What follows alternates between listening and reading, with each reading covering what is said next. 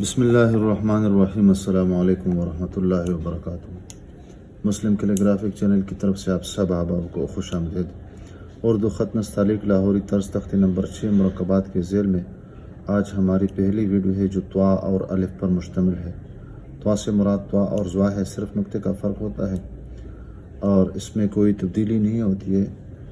البتہ طوا اور سواد اور ضاد کے درمیان کا جو فرق ہے اس میں ہم نے بتایا تھا کہ اس میں صرف غننے کا فرق ہوتا ہے، یعنی طوا اور ضوا کے ساتھ غنہ نہیں ہوتا ہے اور سواد اور ضاد کے ساتھ غنہ ہوتا ہے۔ تو بس یہ غنہ جو ہوتا ہے اگر مفرد میں ہے تو اپنی شکل برقرار رکھتا ہے، اور اگر مرکب ہو جائے تو ہم نے اس کے متعلق تفصیل کے ساتھ بتایا تھا کہ ہر لفظ کے ساتھ اس کی الگ شناخت ہوتی ہے، جبکہ یہاں پر طوا میں اتنی تفصیل نہیں ہے۔ البتہ اس کے اوپر اس غنے کے بدلے میں یا ویسے اپنے طور پر اس کے اوپر ہم صرف الف لکھ دیتے ہیں، یعنی طوا کے ساتھ ہم الف کا اضافہ کر دیتے ہیں، بس وہی الف کا اضافہ کرتے ہیں اور غنہ اس سے ختم ہو جاتا ہے۔ اور الف میں جو بنیادی فرق ہے ہم نے مفرد الف کے متعلق بتایا تھا کہ یہ اوپر نیچے نوکدار ہوتا ہے، درمیان میں موٹا ہوتا ہے، اور مرکب میں اس کی شکل یہ ہے۔ ہم یہاں پر یہ کہہ سکتے ہیں کہ یہ اس کے بعد کا جو لفظ ہے یہ الف ہے، مفرد میں اس طرح ہے اور مرکب میں بس اس طرح یہ بن جاتا ہے ہر صورت میں۔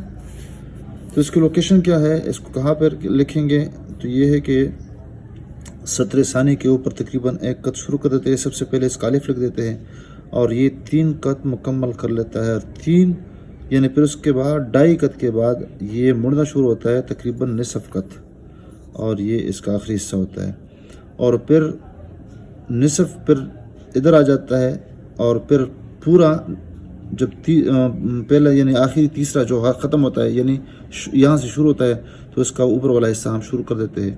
تفصیل کے ساتھ انشاءاللہ ہم آپ کے سامنے بتا دیتے ہیں۔ سب سے پہلے یہ ہے کہ ہم اس کے لیے سیاہی بہت کم استعمال کر لیں گے تاکہ گڑبڑ نہ ہو۔ تو یہ سطر اول ہے، یہ سطر ثانی ہے، نشست ہے اور یہ کرسی ہے۔ سطر اول اور سطر ثانی کے درمیان کا جو فاصلہ ہے وہ 3 قط ہے، 3 قط سطر اول ہے، یہ سطر ثانی ہے اور یہ نشست ہے اور یہ کرسی ہے۔ تو نشست سطر ثانی اور نشست کے درمیان کا جو فاصلہ ہے وہ بھی 2.5 قط ہے، اور نشست اور کرسی کے درمیان کا جو فاصلہ ہے وہ بھی 2.5 قط ہے۔ تو یہ ہم نے شروع میں بتایا تھا۔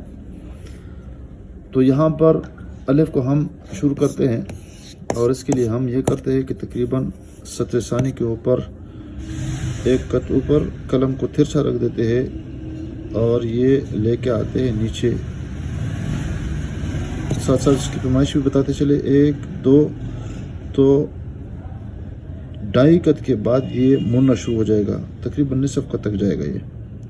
تو جب یہ یہاں تک یعنی 2.5 قط تک یہ مڑنا شروع ہو جائے گا تو پھر یہ نصف قط اس کو اوپر لے کے جائیں گے، کتنا لے کے جائیں گے، یعنی یہاں اس کے 3 قط تک لے کے جائیں گے، یعنی یہاں تک۔ جب 1 قط مکمل ہوتا ہے تو یہاں پر اس کو ہم اور پھر یہ سیدھا کر دیتا ہے، پھر اس کے اوپر ہم 1/4 قط اس طرح ناپتے ہیں اور اس کو یہاں پہ لے کے آتے ہیں، تو یہاں یہ علاقہ تھوڑا سا موٹا ہوگا اور باقی یہ پتلا ہو جائے گا۔ تھوڑا سا تازہ کر لیتے ہیں۔ تو اندرونی حصہ ہے وہ سیدھا ہے اور باہر سے گول ہے اور چھوٹی نما ہے۔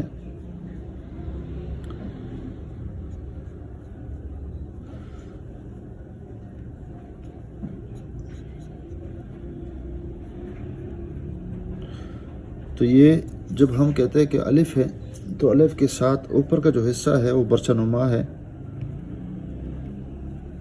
اور یہ تھوڑا سا گول ہے اوپر سے، وہی جو سٹک کی طرح ہے، اس طرح ہم کہہ سکتے ہیں، اور پھر اس کو ہم اس طرح سیدھا کر دیتے ہیں۔ اس کے بعد دوسرا حصہ ہم شروع کرتے ہیں اور اس کے لیے قلم اس کے سیدھ میں رکھ دیتے ہیں اور اس کو گولائی کی شکل میں، یعنی جلدی نہیں موڑیں گے، اس کے قریب لائیں گے اور پھر اس کے بعد اس کو ہم موڑنا شروع کر دیں گے، فل موڑ گولائی میں۔ جب यहाँ से ऊपर जाएंगे तो फिर इसको हम सीधा करने की कोशिश कर देंगे और कलम को तिरछा रखेंगे और ये ता का जो ऊपर का जो लफ्ज़ है अलिफ, इसकी सीध में थोड़ा सा नीचे इसको मुकम्मल कर देंगे। ये थोड़ा सा ऊपर हो जाएगा, या दोनों को बराबर कर दे, कोई मज़ाक़ नहीं है, लेकिन दोनों सूरतों में इसकी जो शक्ल है वो बरछानुमा शक्ल इसकी हम बना देंगे। देखिए, आप देख सकते हैं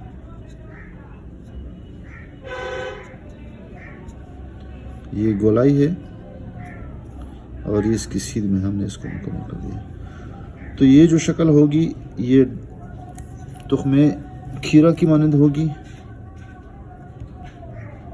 खीरा, और पैमाइश जो होगी वो लंबाई के अतबार से 1 से 1/2 होगी और चौड़ाई के अतबार से अगर उसको नापें तो ये तकरीबन निसफ से थोड़ा सा ज़्यादा यानी 3/4 यानी पौना कप ये बन जाएगा। अब यहाँ से अगर इसको हम शुमार कर ले या यहाँ से शुमार कर ले तो तकरीबन ये 2.25 कप ये मुकम्मल हो जाएगा। और फिर यहाँ से ये बिल्कुल गोल नहीं होगा बल्कि ये थोड़ा सा तिरछा यानी कटा हुआ लगेगा। ये इसमें हम गलती न करें कि यहाँ पर गोल कर दे कलम को, बल्कि तिरछा रखें इसको हम आराम आराम से, फिर यहाँ पे मुकम्मल कलम रखेंगे। तो ये जो निचला हिस्सा होगा वो इसको हम नाखुन नुमा कह सकते हैं या प्याला नुमा शक्ल।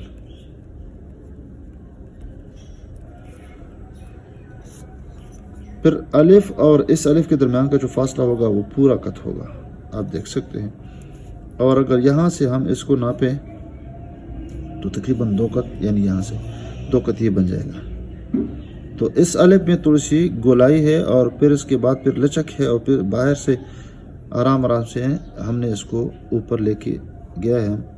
तो ये अलिफ हमने इसके साथ बना दिया है। तो ये गोलाई है, ये भी गोलाई है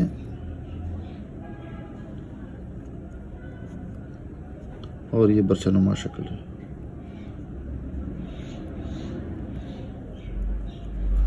कलम के साथ अगर हम इसको बना दें तो कलम पे भी इसी तरीके पर बना देंगे।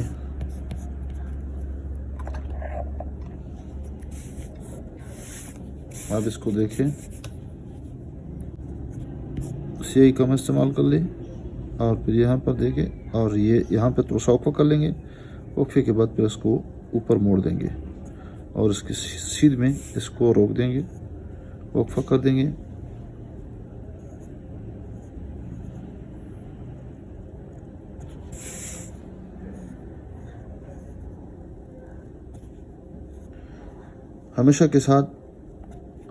हमेशा हम कहते रहते हैं कि पेन के साथ, बाल पेन के साथ इस पर ज़्यादा मुश्किल करें, वास्ते की वजह से कि हमारा वास्ता ज़्यादा होता है इसके साथ। बाल पेन के साथ, कट पेन के साथ, मार्कर के साथ इस पर हमने ज़्यादा मेहनत करनी है। देखो यहाँ पर लचक देखें, ऊपर नीचे नुकदार है और फिर यहाँ पर मोड़ है और फिर यहाँ पर इसको हमने मोड़ा है। और ये मुकम्मल करने के बाद फिर ये लंबा मोड़ है, हमने इसको लेना है और हमने इसको मुकम्मल करना है।